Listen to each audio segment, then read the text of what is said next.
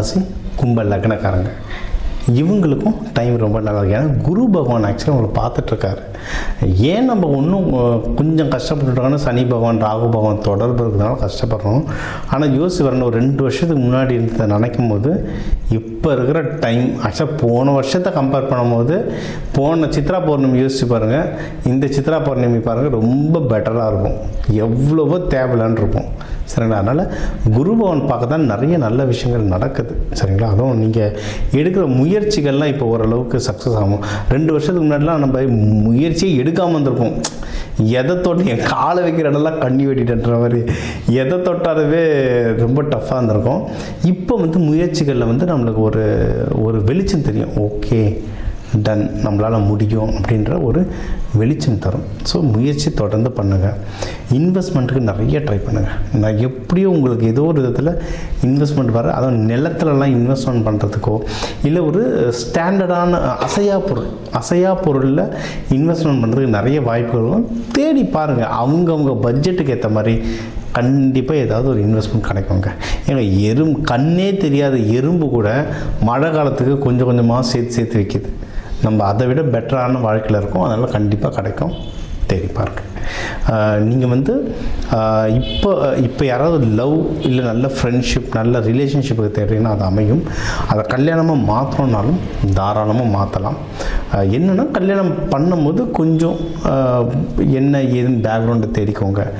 கரெக்டான ஆளாக கூட வச்சுக்கிட்டு பண்ணுங்கள். ஏன்னா யாராவது எடுத்து பண்ணுறேன்னு சொல்லிட்டு உள்ளே குழப்பி விட்ருவாங்க. இன்றைக்கி இன்றைக்கி நடக்காத கல்யாணத்தை நடத்துறதை விட நடக்கிற கல்யாணத்தை கலைக்கிறவங்க தான் ஜாஸ்தியாக இருக்காங்க. ஒவ்வொருத்தரையும் வச்சுட்டு கல்யாணத்தை முடிக்கிறதுக்குள்ளே போதும் ஆகிடுது. யாரும் அந்த வர பொண்ணு மாப்பிள்ளையோட கஷ்டங்களை புரிஞ்சுக்க மாட்டுறாங்க. உள்ளே வந்த உடனே பாலிட்டிக்ஸ் ஆரம்பிச்சிடுறாங்க.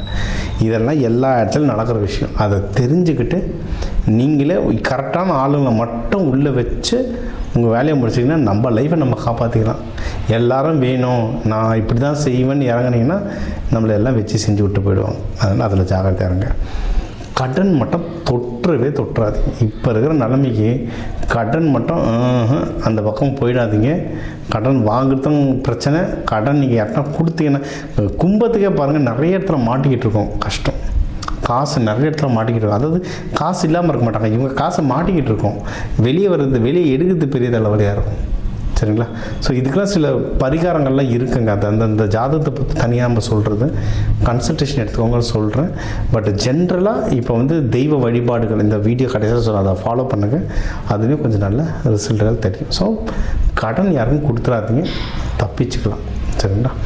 நீங்கள் ஒன்றும் வாழ்க்கையில் நல்ல முடியும். இப்போ பிஸ்னஸ்க்கு டைம் நல்லாயிருக்கு, வெளிநாடு போகிற டைம் நல்லாயிருக்கு. உங்களுக்கு பெஸ்ட்டு நான் குருமார்களை பிடிங்க.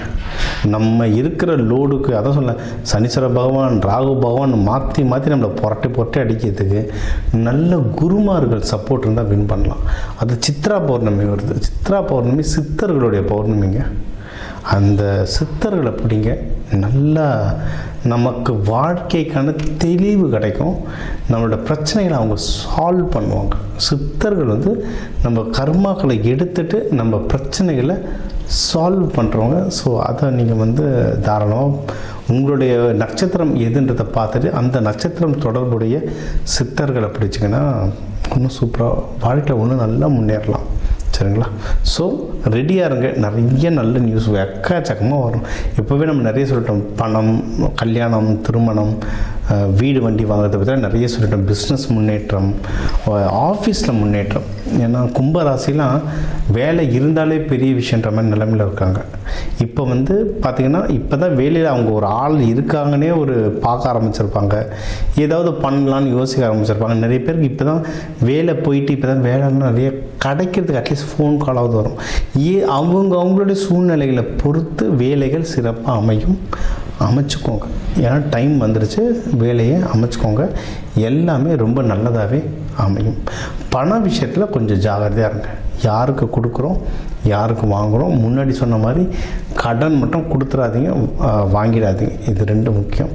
குடும்பத்தோட குலதெய்வம் கோயில் போய்ட்டு வாங்க. சித்ரா பௌர்ணமிக்கு குலதெய்வ கோயில் வழிபாடும் ரொம்ப சூப்பர். கர்மாவை கழிக்கிறதுக்கு இது ஒரு சிறந்த நாள். இது தாராளமாக நல்லபடியாக பயன்படுத்திக்கோங்க. வேண்டுதல்கள் வழிபாடுகள் அப்படின்னு எடுத்திங்கன்னா இப்போ சித்திரை நீங்கள் வந்து ரங்கநாதர் லக்ஷ்மி தாயார் வழிபாடு பண்ணலாம். மங்கள சனீஸ்வரர் அவர் குடும்பத்தோட ஜேஷ்ட தேவி குளிகன் மாந்தி உங்கள் குடும்பத்தோடு இருக்கிறத வழிபடலாம். சிவபெருமான் அம்பாலோடு சேர்த்து முழு டெக்கரேஷனில் வழிபடுங்க. எள்ளு சாதம் அன்னதானமாக கொடுங்க. கோவிலில் வந்து தூபம் போடுறதுக்கு சாம்பிராணி வாங்கி கொடுங்க. அதுக்கு நீங்கள் பணங்கள்லாம் கொடுக்க இந்த சித்திரை மாதம் உங்களுக்கு ஒரு அற்புதமான மாதமாக அமையுங்க.